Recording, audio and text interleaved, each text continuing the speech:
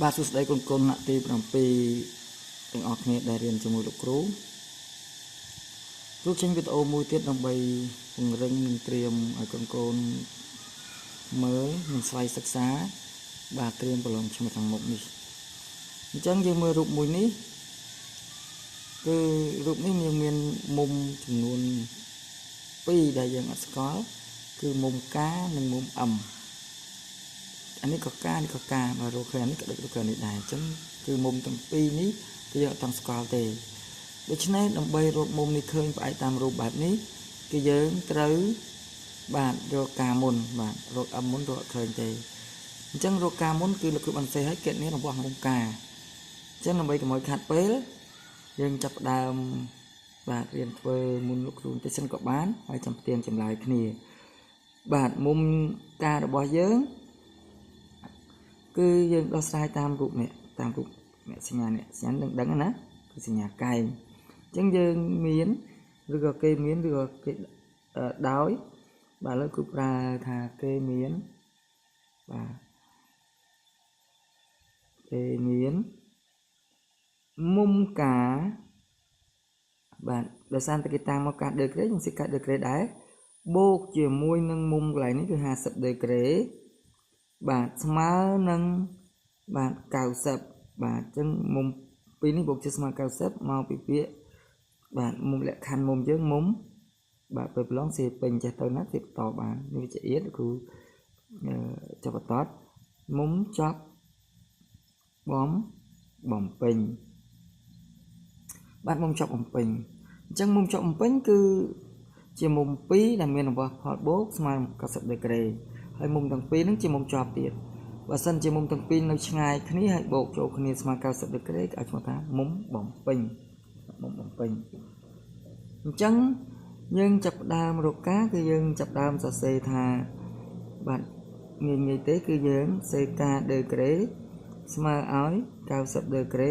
យើងបោះ5មកនេះមកអង្គទី2ឬអង្គមកខាងទៀតទៅជាដកអញ្ចឹងការដឺក្រេយើងគឺ90ដក50គឺនៅសល់40អញ្ចឹងសម្រាប់ការយើង40ដឺក្រេយើងឆ្លើយមកដូចនេះបាទមុំការស្មើនឹង40ដឺក្រេបាទនេះជាចម្លើយមួយហើយយើងគូរបំផុតឲ្យស្អាតមកណាសេឲ្យមានរបៀបបាទបានបន្ទុកច្រើនបាទមានសភ័ណ្ឌហើយកាត់បន្ថយការលុបហើយសូមកុំប្រើទឹកលុបឲ្យសោះបាទអញ្ចឹងចូលដល់មុំអឹមម្ដងយើងត្រូវចាំថារូបនេះការូបនេះក៏កាដែរអញ្ចឹងថាមុំពីរនេះប៉ុនគ្នាអញ្ចឹងមុំអឹមយើងគឺនៅកន្លែងនេះដែលយើងត្រូវរកអញ្ចឹងវាតកតងនឹងមុំទាំង4ដែលទាំង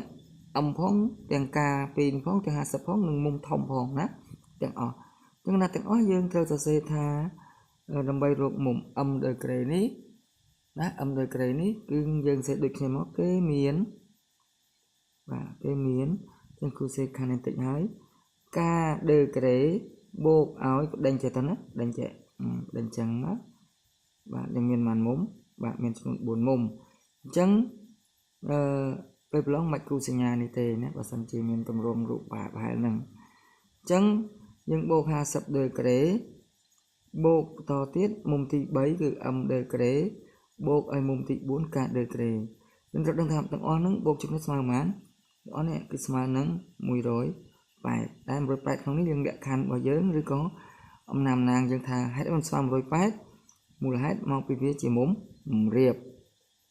អញ្ចឹងជំនួសការចូលដែលយើងរកឃើញនៅសំណួរទី1អញ្ចឹងយើងដាក់40ដឺក្រេបាទបូក50ដឺក្រេបូកមុំអឹមដែលយើងអត់ដឹងទេត្រូវរកហើយការយើង40ដឺក្រេអ្នកខ្លះឡើយនេះអត់ដាក់ចំនួនលេខចូលក៏បានដែរយើងយកការបូកការសិនក៏បានអត់អីណាត្រូវដូចគ្នាអង្គទី2អត់ប្រែប្រួលទេនៅដដែលអញ្ចឹងយើងចាប់ដើមបូកបាទយកលេខបូកលេខទាំងអស់មកដល់មក40បូក9បូក40ទៀត130ដឺក្រេហើយបូកនឹង m ដឺក្រេអញ្ចឹងស្មើនឹង108អញ្ចឹងយើងទាញរកម្លែក m យើងបោះ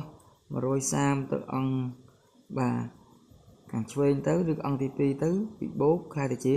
ដកបាទបូកខ្លាយជាដកលេខធម្មតាយើង108ដក130គឺស្មើនឹងបាទ 50 degree 50 degree អញ្ចឹងយើងមើលតម្លៃនិងមើល m មើលរូបនៃតម្លៃការនិងរូបនៃតម្លៃ m គឺមើលទៅសមស្របហើយអាចរកទៅវាស់បានណាហើយយើងឆ្លើយដូចនេះមក m degree ស្មើនឹង50 degree